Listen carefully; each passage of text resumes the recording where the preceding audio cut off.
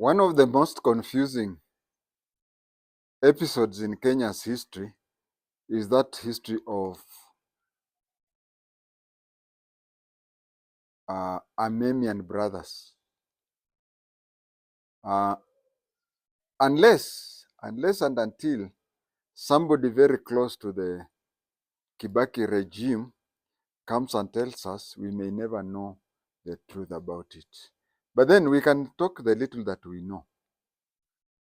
The first time we heard about it was from Raila Amolo Odinga, who said that there are some foreign mercenaries who have been brought to Kenya to assassinate people. And he wanted a clarification of that. He's the first person who talked about it. Before then, we didn't know. We later came to know that they were brought into Kenya by the then director of CID, Dr. Kamau. And I've already, without the knowledge of Dr. Kamau, the director of CID, is the one who brought them to Kenya without the knowledge and permission of the Commissioner of Police, by then Major General Hussein Ali.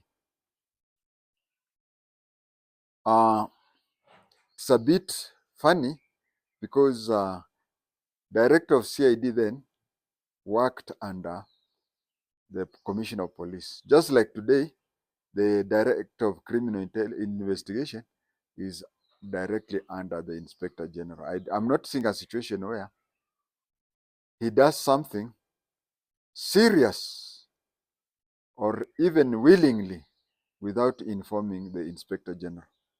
Maybe there are these small, routine, not very important thing that he may be doing, but which he does not inform the Inspector General, or in those days does not inform the Commissioner of Police out of good faith, but this one was a very serious thing that was needed. There was all reasons why, if they needed an expert from outside or anything, his boss, the Commissioner of Police, was supposed to have known. And my opinion is he should have not only have known, but he should have even granted the permission. Or he would have been placed in a situation there whereby he could decide whether, he could even overrule that, or if they stay, he would even decide if they have to vacate the country. I was sacked because I said Kibaki would be the best president. And even at this time of recording this, I still believe that up to this very moment, others have to fight for number 2. But the best president ever is Kibaki. But he was the poorest in coordinating. He was very poor in coordinating, such that he used to give contradicting information, or he used to keep quiet to an extent that nobody knew what the president's feelings were. When confronted, I want to give an example. There's a time he was confronted where Major General Hussein Ali, the Commissioner of Police, said that he cannot work under a minister like Michuki. And Michuki told the president he cannot supervise a Commissioner of Police like Major General Ali. So Michuki gave the President Kibaki an ultimatum that look for another Commissioner of Police.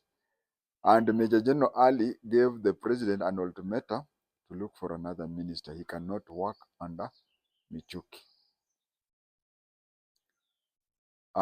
Faced with that, Kibaki waited for a public meeting where he was addressing. And he had this character of talking in such a way that only him and God knew what he meant.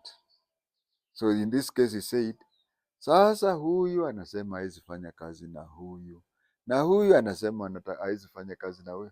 Sasa usipofanya kazi na yeye, Atafanya kazi na nani? And that was the end of the story. There was an allegation. It's quite interesting. We, the intelligence officers, observe things.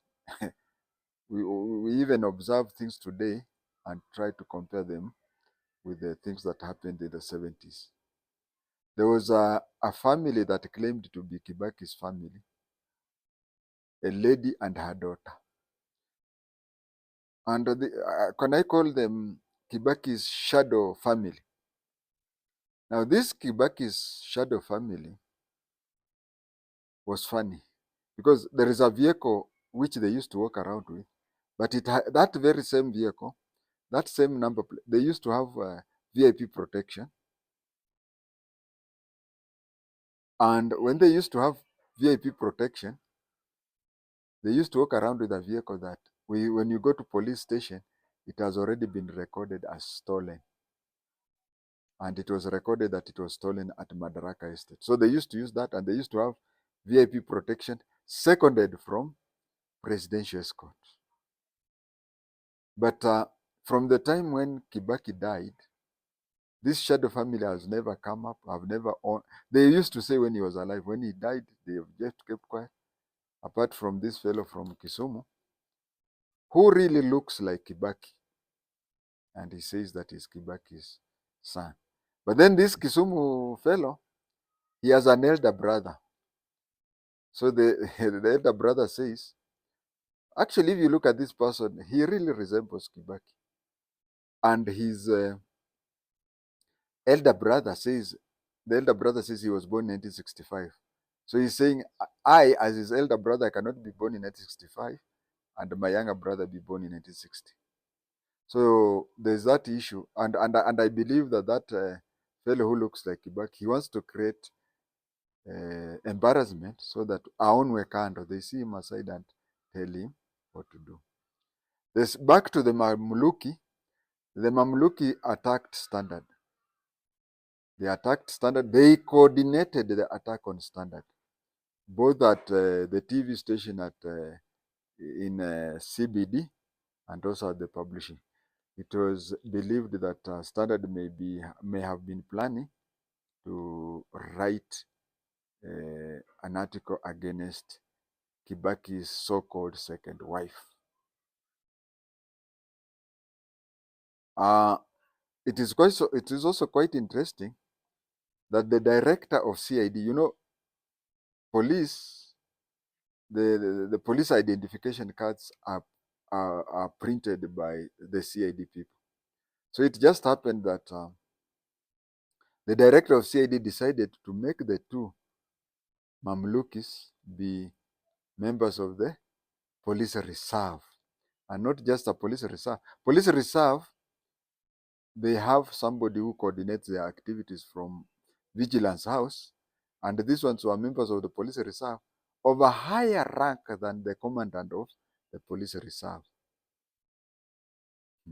Whenever they visited Jomo Kenyatta Airport, International Airport, they used to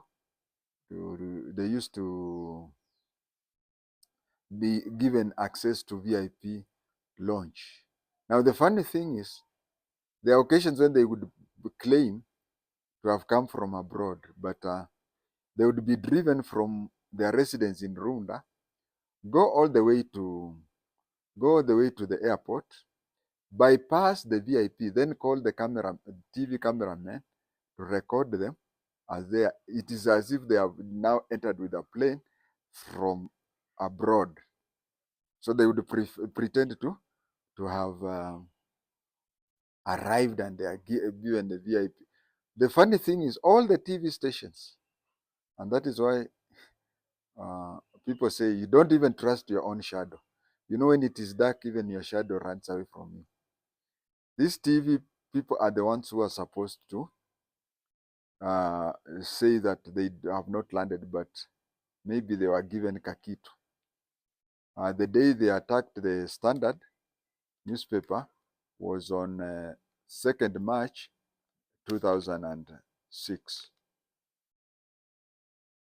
And it is so confusing because, as I said earlier, it was believed that the shadow family, the other lady or the other lady was the one who had a connection with them. But there is a time when Mama Lucy entered into Nation Media Group, Nation Center with Kingori Mwangi and those Mamlukis, and it was being said that it, she had confused Nation because at that time Standard Media Group are the ones who were believed to be very much anti-Kibaki, and so she took along these people. Now, how do these Mamlukis be answerable to Lucy and at the same time be answerable to how can they be to the other lady? But everybody has his. They say every thief has his 40th day. It was on 8th June 2006 when they assaulted a customs officer at the airport. What had happened is that they were receiving a parcel from abroad, and the customs officer insisted on opening the box, and they said no, they have rights which have been waived, so that the boxes cannot be opened. And there was the scuffle, and the customs officer was beaten, and that is how they left. I'm also aware that the reason why Mama Lucy went to Nation Media Group, the Standard had reported an issue about her private residence in Muthaiga. What had happened was that the World Bank director was called Mukhtar Diop, was leaving the country, and he was having a farewell party. So there was a disco matanga. So when there was disco matanga, they did not know. They thought that the first lady was at State House. So they made a lot of noise, and she went there in pajamas. She went there to stop them, and it was reported in the Standard. I think that is what led to media attacks. Now she confused because she didn't differentiate Standard and Nation, so she went to Nation and came up, dragged along her Kingori Mwangi, and you see it was so inhuman because Kingori Mwangi had a kid who was it ICU or HDU, but then the first lady, yeah? So he went and accompanied her to that place. I have later come to understand, and I've even talked to pressmen, that Kingori Mwangi, may he rest in peace. Kingori Mwangi, may he rest in peace, had made arrangements, and he saw some people secretly recording what was happening at Nation Media House, but he pretended not to have seen. That is how those videos came up. But then these media people have also a way of tipping each other. The Nation had also tipped the Standard Group, and a KTN cameraman called Clifford Derrick was there to record the happenings. He came with his camera, and he was slapped by the first lady. And as I've said, the incident that happened at JKIA, where the Mamlukis were trying to bring in, a box, and they did not want a customs officer to inspect it. That is to inspect it. That is when there was a scuffle, and they were declared persona non grata. Finishing off, I want to say, if Abongo would have retired, and Nyaseda be made director of DCI, and Major General Hussein the commissioner, I don't think Mamluki would have come. But the story of Mamluki, we on the periphery will just talk the little that we know. But those who knew it, one day we hope they'll come out clean and explain to us so that we know. Meanwhile, let us speculate. Thank you.